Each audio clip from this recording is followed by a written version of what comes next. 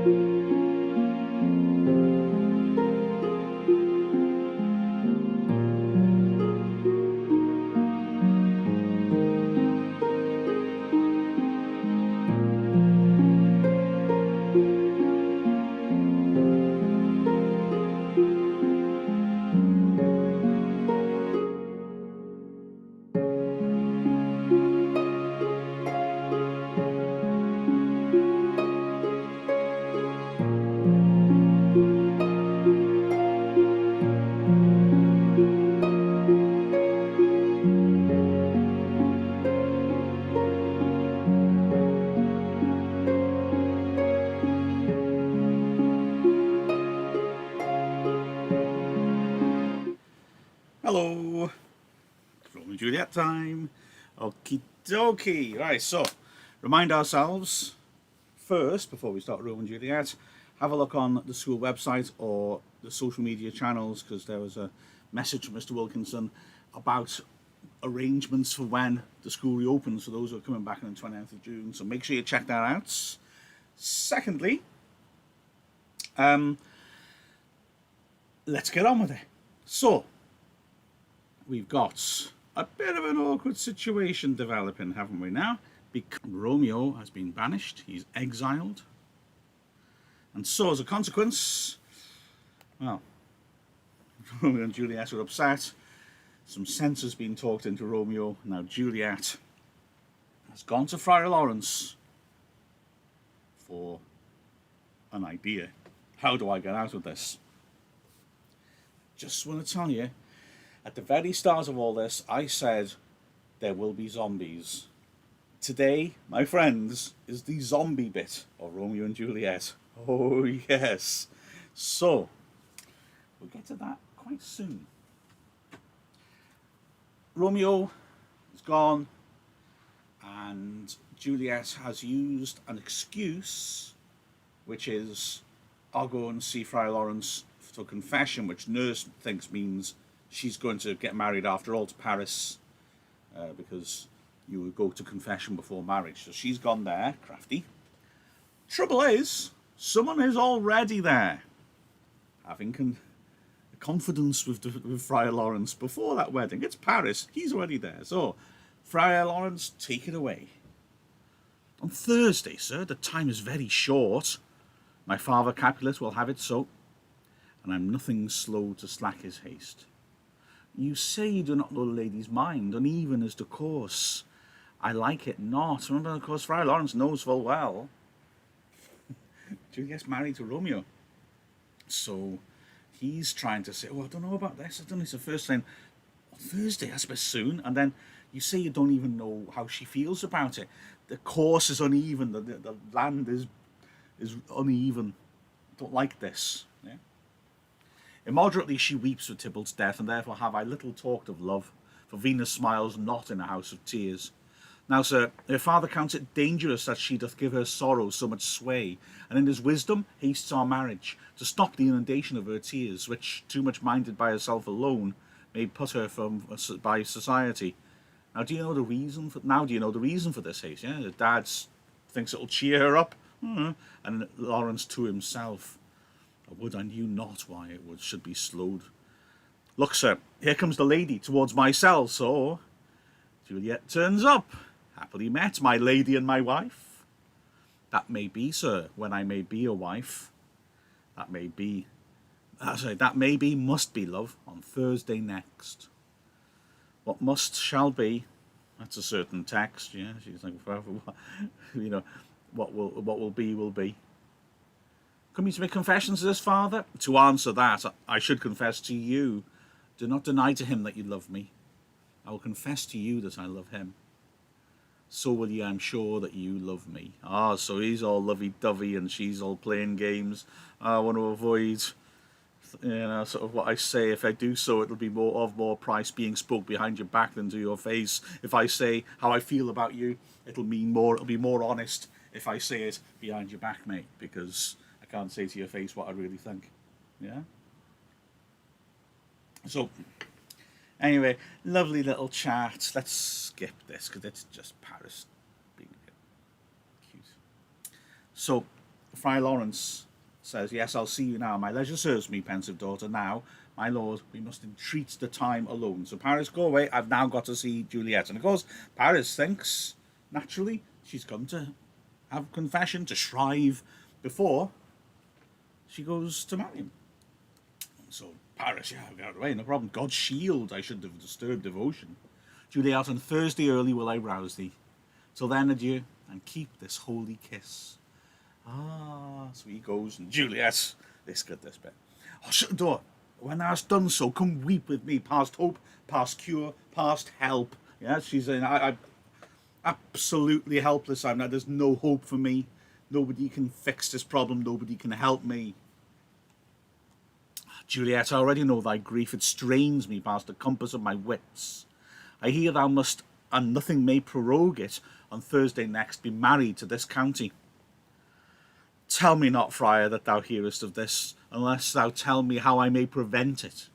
If in thy wisdom thou canst give no help, do thou but call my resolution wise, and with this knife I'll help it presently.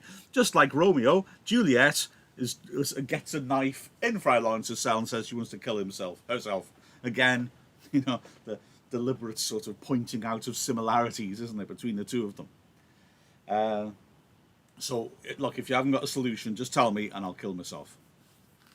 God joined my heart and Romeo's, thou our hands, and ere this hand by thee to Romeo sealed shall be the label to another deed, or my true heart with treacherous revolt turn to another, this shall slay them both. I don't kill myself and I marry him, Paris, it'll kill both Romeo and I. Therefore, out of thy long experienced time, give me some present counsel, or behold, twixt my extremes and me this bloody knife shall play the umpire, arbitrating that which the commission of thy years and art could to no issue of true honour bring. Find a solution, or I'll stab myself. Be not so long to speak, I long to die, if what thou speakst, speak not of remedy. Yeah, hurry up, tell me the answer, because I want to die. Get over with if you can't help me. Now, Friar Lawrence has a solution, and it's pretty extreme. So first he's going to test her, and I like this bit, it's good. He's going to test her first. How desperate are you? How far would you go to get out of this marriage? Yeah? So, hold, daughter, I do spy a kind of hope, which craves as desperate an execution as that is desperate which we would prevent. If, rather than to marry Paris, thou hast the strength of will to slay thyself, then is it likely thou wilt undertake a thing like death, to chide away this shame, that copest with death himself, to escape from it? And if you darest, I'll give thee remedy. So how far would you go? Would you, as you're willing to kill yourself, would you be willing to seem dead, to cope with the dead, in order to get out of the situation? How far would you go? And it's wonderful speech by Juliet, so strong in its incredible images, how far she would go to avoid marrying Paris. This is cute. I mean, there's, oh man, just a list of stuff. So, bid me leap rather than marry Paris from off the battlements of yonder tower. So firstly, I'd rather jump off the tallest tower in town rather than marry him, or walk in thievish ways, or bid me lurk where serpents are, chain me with roaring bears, or shut me nightly in a charnel house, or covered quite with dead men's rattling bones, with reeky shanks and yellow chapless skulls, or bid me go into a new-made grave and hide me with a dead man in his shroud. Blimey, eventually it accept you. Or, here we are, shut me nightly in a charnel house. Now, charnel houses basically were, graveyards were getting fuller and fuller, especially as your chap in Shakespeare's time. The bottom bit of your jaw, and of course when people die, the jaw detaches because it's only connected by ligaments to the skull. So the top half of the skull, the top part of the skull, cover me in all those every night. I'd rather do that, married Paris. Or bid me go into a new-made grave and hide me with a dead man in his shroud. Now this is sort of important to this section as well. Dead.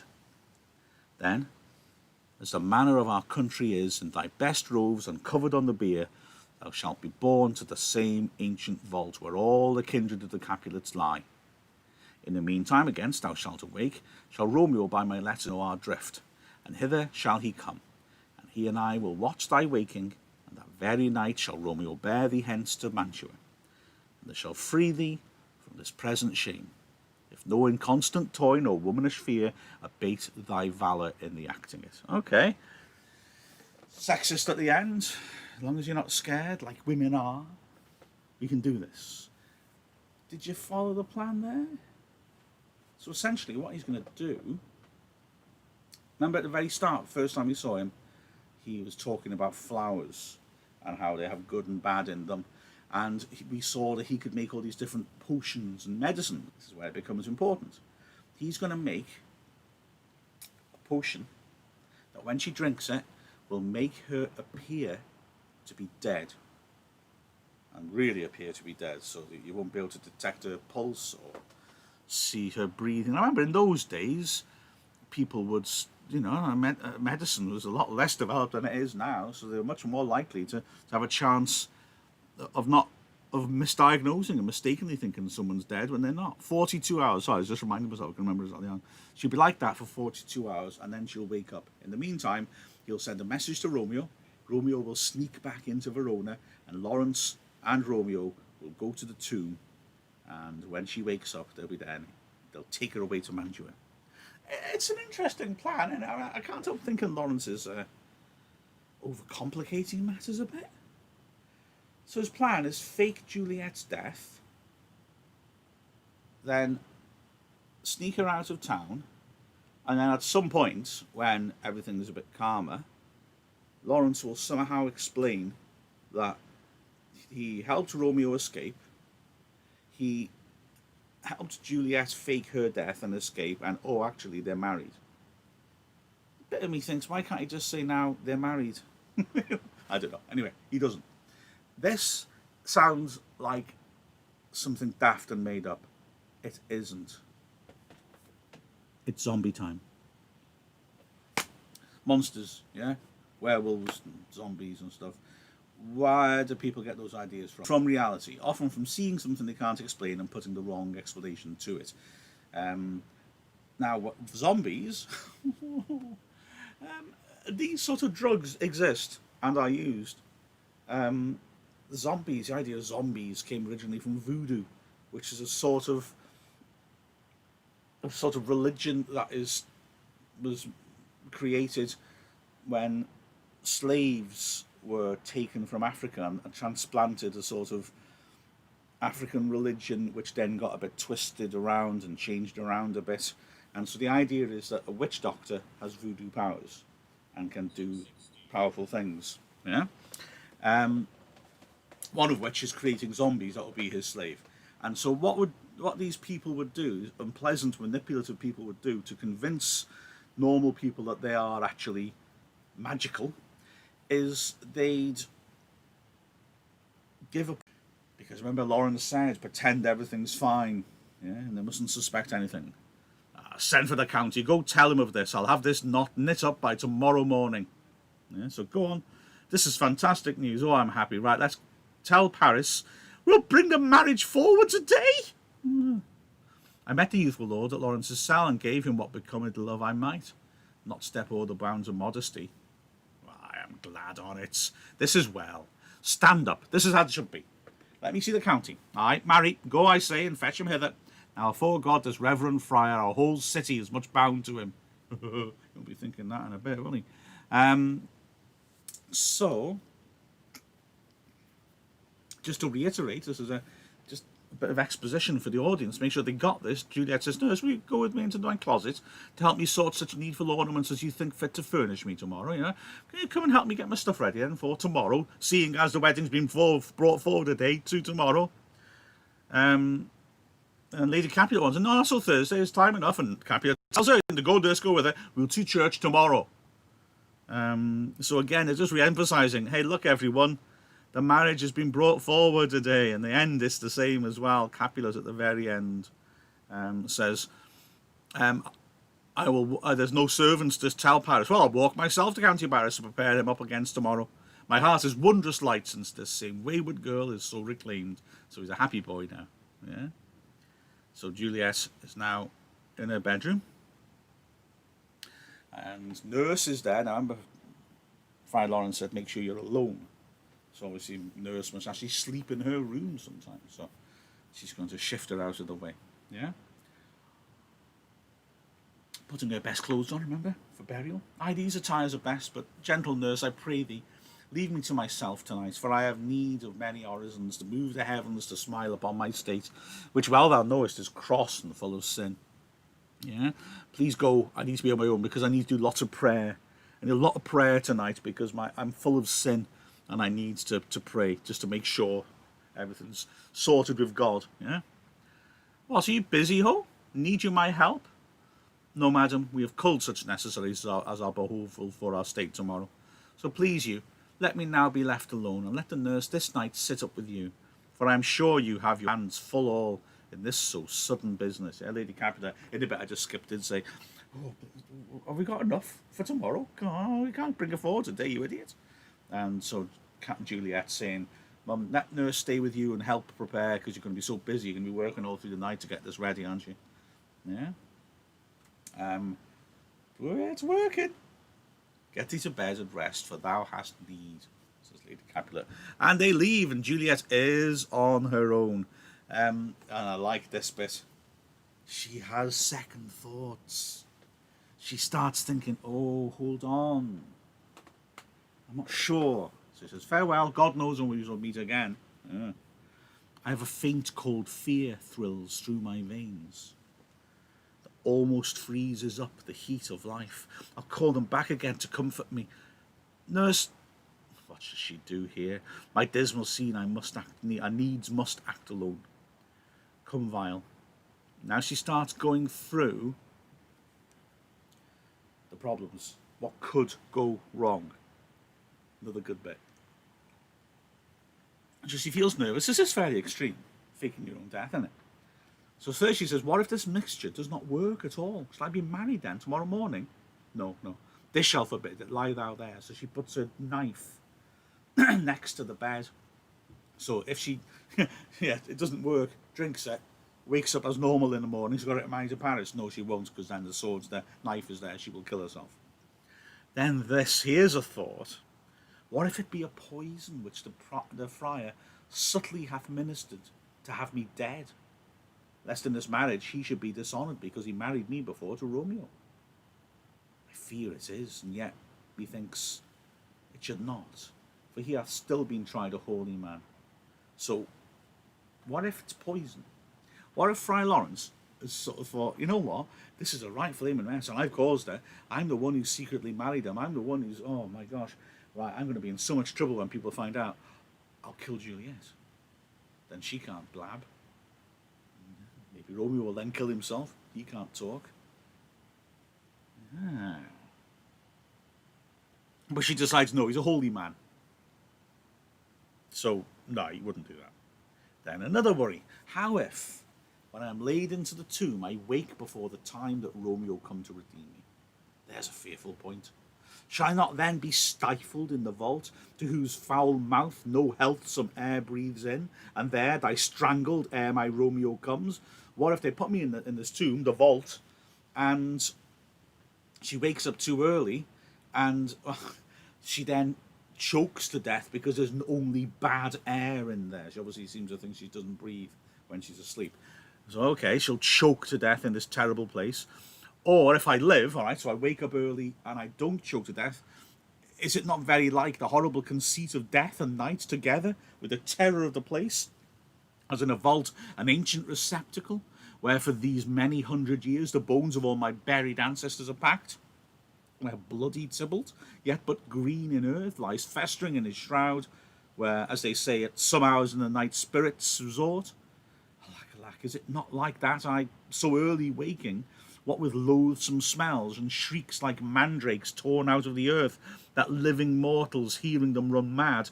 If I wake, shall I not be distraught, environed with all these hideous fears, and madly play with my forefather's joints, and pluck the mangled Tybalt from his shroud, and in this rage, with some great kinsman's bone, as with a club, dash out my desperate brains?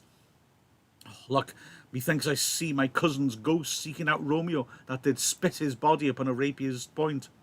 Stay, Tybalt, stay, Romeo, I come. This do I drink to thee. She takes the drink, and she falls on the bed. She's done it. That last bit, I love it. It's brilliant. Her fear that she'll wake up early and go mad because of the horror around her, all the dead relatives, the smell, the fear that she says it's like death and night permanently brought together. And she just goes mad and then does crazy things. She sees Tybalt there, still rotting in his shroud. She hears the the sounds like screaming, like mandrakes torn out of the earth. Mandrakes are a fictional flower that are supposed to be alive, not in the sense of normal flowers, and if you pull them out of the earth, they scream. These brilliant, horrible images all coming into her head. And ghosts, she said, and ghosts might come in. So she's really scared. So it drives her mad. And then she starts playing with her forefingers joints. So she runs up to the skeletons of her forefingers, forefathers, the skeletons of her ancestors, and starts playing with the bones like a nutcase. And she pulls Tybalt out of his shroud, and then she grabs some ancient ancestor's thigh bone and bashes her own brains out. But then she thinks, no. Again, her imagination actually takes us from that point of, I can't do this, to, I've got to do it. She then imagines Tybalt's ghost coming to look for Romeo to kill him. And says, I'll come, I'll help you. And she drinks it. Boop. She has taken the potion. And the first worry, it did work. Okay, this next bit you do not need. This is just, again, classic distraction scene, like I've talked about a few times in a few different texts, that this dramatic thing has happened. Will it work? Juliet's just put loads of doubts in our head, things that could go wrong. So now we have a sort of scene where nothing happens, where we are really not that bothered about it. We're just thinking, will this work? Yeah? Shakespeare playing with the audience's emotions. He'll do this beautifully near the end of the play as well. So, at the very end of this scene of just everyone rushing around and getting everything ready, Capulet says to nurse, go waken Juliet. Oh, go wake Juliet. Go waken Juliet, go and trim her up. I'll go and chat with Paris. Hi, make haste, make haste. The bridegroom he has come already. Make haste, I say. So Paris has turned up. Literally, as I said before, the groom to meet the bride, wake her up. So the nurse goes into the bedroom. Now, this scene's quite interesting. And again, you've got to think it's Shakespeare being aware of his audience. Hey, drama fans, awareness of audience. And thinking, they're not that bright. Or some of them aren't. I need to make things clear. So they find Juliet's body. And it's... the way it's written's kind of funny. Because they're all going over the top. It's almost like a pantomime or a comic farce or something. They're all going, oh no, she's dead, oh no, oh no, oh no. I think that because Shakespeare's really trying to transmit to the audience, don't feel sad by this, she's not dead, don't get mixed up here, she's okay, you know? So she's dead. Nurse goes in, mistress, what mistress? Juliet fast, I warrant her. She, my lamb, my lady, fly you slugger bed, you know, why are you so lazy? Why, love, I say, madam, sweetheart, my bride, why not a word? You take your pennyworths now, sleep for a week, for the next night, I warrant, the County Paris has set up his rest, that you shall rest but little, now sleep while you can, because Paris is keeping you up all night. She's a cheeky lady, isn't she? God forgive me, Marian Amen, how sound she is asleep, I must needs wake her. Madam, madam, madam, let the county take it in your bed, he'll fright you up, a faith, will it not be? And she draws the curtains, what's going on? What, dressed and in your clothes? Revive, look up or I will die with thee. That's a bit of change from yesterday. She said, I wish she was dead. Help, help, call help. In comes Capulet. For shame, bring Juliet forth, her lord has come. Come on, let's get her to Paris. And it's all this again. She's dead, deceased, she's dead. Alack the day, alack the day. Oh, it's just daft, isn't it? It's daft. Capulet checks her out. There's a little sexist agenda here. The women go hysterical. Capulet goes dickle. Let me see her. Alas, she's cold, her blood is settled and her joints are stiff. Life and these lips have long been separated. Death lies on her like an untimely frost upon the sweetest flower of all the field. It's interesting, in the midst of all this mad and stuff, Capulet, isn't he, yeah? He was cruel to his daughter, and now she is dead. It does again here. Death that has taken her hence to make me wail, ties up my tongue and will not let me speak. Yeah? Death has taken her and makes me scream, but it ties up my tongue. I can't even speak. I'm struck dumb by it all. Flower Lawrence pops in. Come, is the bride ready to go to church? And again, Capulet's quite poetic about it. Ready to go, but never to return.